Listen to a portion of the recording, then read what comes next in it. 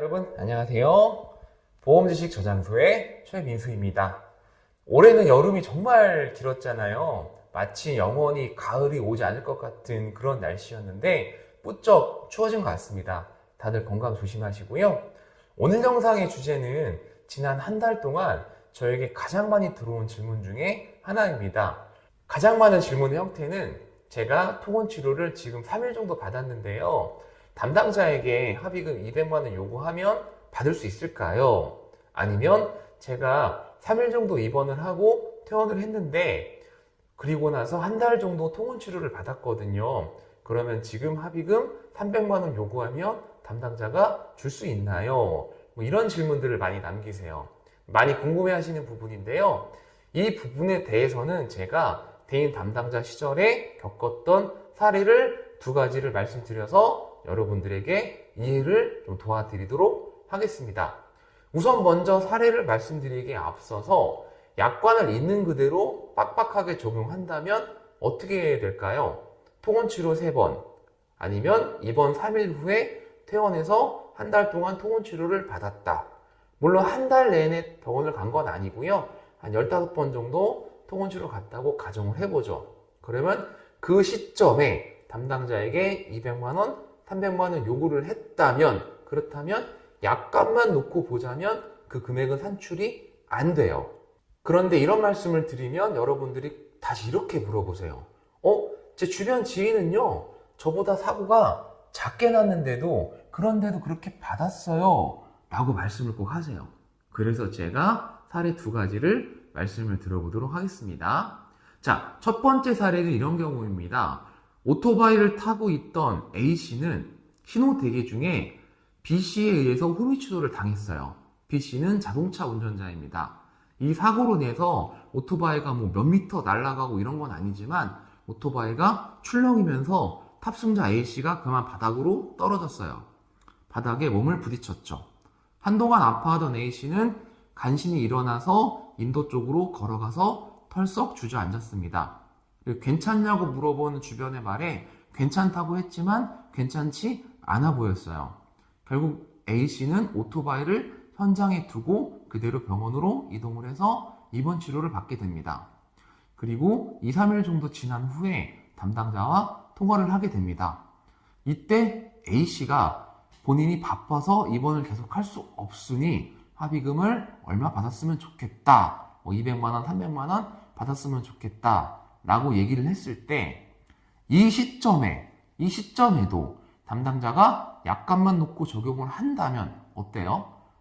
그 금액 산출이 안 됩니다. 그러면 담당자의 재량이 더해져서 원래 안 되는 금액을 줄 수 있을까요?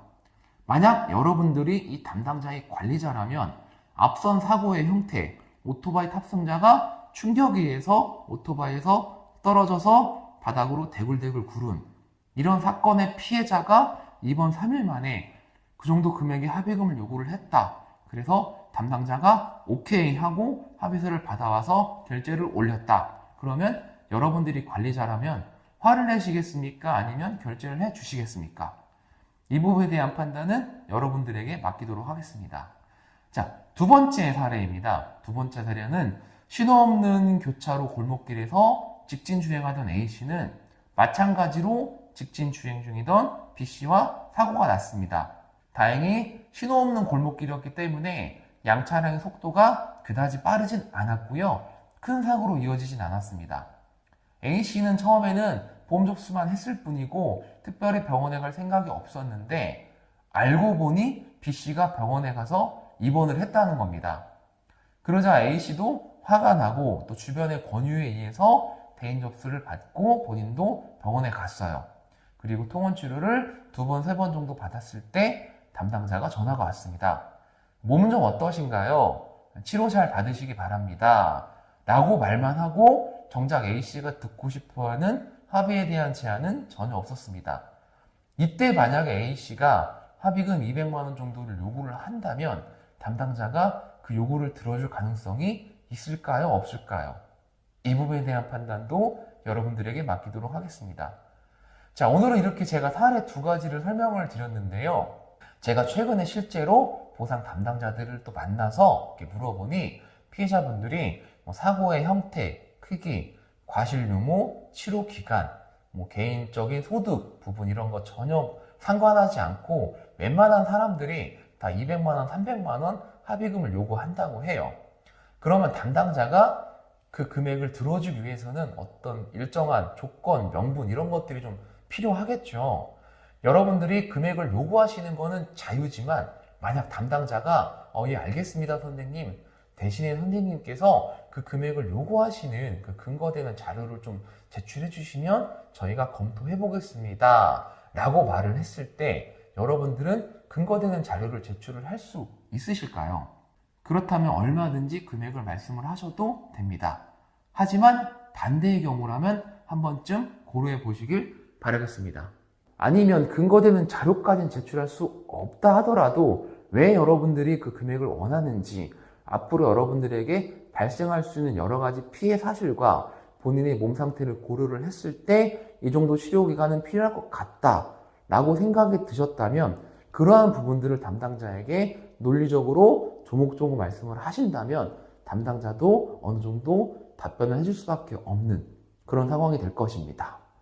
자, 오늘 영상 이야기는 여기까지입니다.